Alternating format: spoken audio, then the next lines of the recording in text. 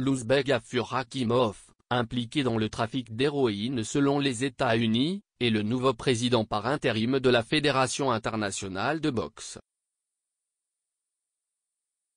Le Monde, mis à jour le, par Anthony Hernandez en novembre 2017, au terme d'une bataille rocambolesque, intervention de vigiles et blocage du siège notamment, l'ex-président de l'Association internationale de boxe amateur, EBA, le Taïwanais Ching Kuo, avait été poussé vers la sortie.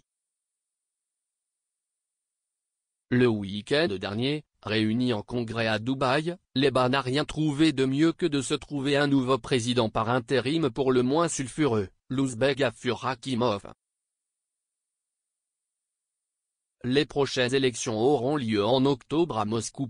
Plus vieux vice-président de l'instance. Depuis 1998, cet ancien boxeur a vu l'administration américaine, qu'il accuse d'être lié au crime organisé aux États-Unis, je le sais bien.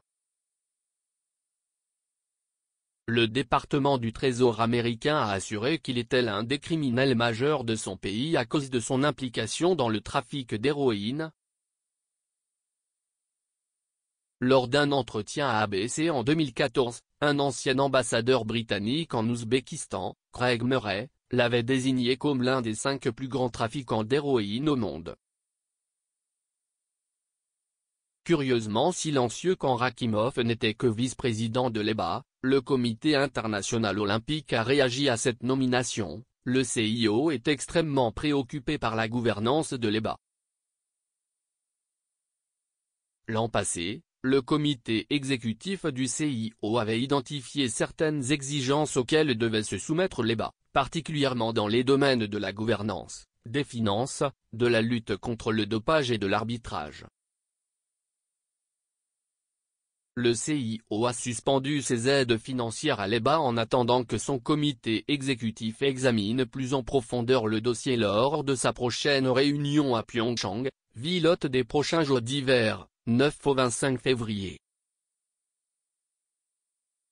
Président de la Fédération française de boxe, André Martin était présent à Dubaï. Il raconte au Monde les circonstances de la nomination de Rakhimov. Ce n'est pas un vote de l'Assemblée générale, qui n'a pas été consulté sur cette nomination, précise-t-il. C'est le comité exécutif de l'EBA qui s'est réuni durant l'heure du déjeuner et qui à la suite de la démission pour convenance personnelle de M. Franco Falcinelli, qui assurait déjà l'intérim, a désigné en tant que président par intérim M. Rakhimov, sur le principe qu'il est le plus ancien vice-président en exercice. Ancien directeur technique national, aujourd'hui chargé de mission auprès de la fédération, Kevin Rabon ne comprend pas cette décision, c'est désastreux pour l'image de l'EBA, désastreux pour ses rapports avec le CIO, désastreux pour l'image de notre sport. Cela met en péril la boxe et son avenir olympique. Le comité exécutif est soit mal informé, soit cela dénote une profonde irresponsabilité. La deuxième option semble la plus probable tant le dénommé Rakhimov, 66 ans, est connu depuis longtemps dans le milieu de la boxe. Son parcours criminel épouse parfaitement sa carrière dans les institutions sportives de son pays et également internationales.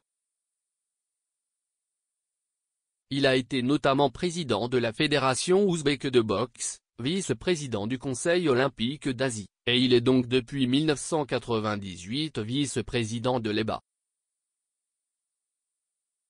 En 2000, pour les Jeux de Sydney, l'Australie lui avait interdit l'entrée sur son territoire. Il a également fait l'objet d'une interdiction de visa Schengen, loin d'être toujours appliquée semble-t-il. Proche des différents pouvoirs russes depuis Boris Eltsine, il aurait joué un rôle dans l'attribution des Jeux de Sotchi. Ancien membre de l'Observatoire géopolitique des drogues, OGD, l'historien Michel Koutouzi connaît très bien le personnage. Il a commencé comme boxeur, homme de main dans la mafia des Russes soviétiques. Il est devenu voleur dans la loi, du russe Vori Vezakon, congrégation de truands russes, ... détaille-t-il. Dans les années 1990, il était un baron de la mafia du coton et était passé à l'exploitation de l'opium afghan. 20 ans plus tard, le même monsieur est accusé par les Américains d'être un acteur majeur du trafic d'héroïne. Malgré ça, il est président d'une fédération sportive mondiale et il n'a jamais vraiment été inquiété. Co-auteur avec Pascal Pérez d'un ouvrage de référence, Crime, trafic et réseaux, géopolitique de l'économie parallèle, Michel Coutouzi livre une anecdote éclairante sur la longévité et la relative impunité de Gafur Rakimov, démissionnaire en octobre dernier, déchargé de ses obligations professionnelles jusqu'à la fin officielle de son contrat. Le 31 janvier 2018, William Louis-Marie a occupé environ un an le poste de directeur exécutif de l'EBA. Ce Français, proche de l'ancien président ou qui possède une carrière dans la communication, avance une explication à cette décision qui paraît absurde au monde extérieur. Il y a un entre-soi réel dans le monde du sport en général. Au comité exécutif, il y a des anciens coachs, des anciens présidents de fédérations et des anciens boxeurs qui vivent depuis 30, 40 ans dans ce microcosme. Je pense qu'une certaine fidélité prévaut au-delà de toute autre considération. Ils considèrent que la boxe leur appartient et ne perçoivent pas les conséquences éventuelles de leurs actions auprès des autres parties prenantes de ce sport.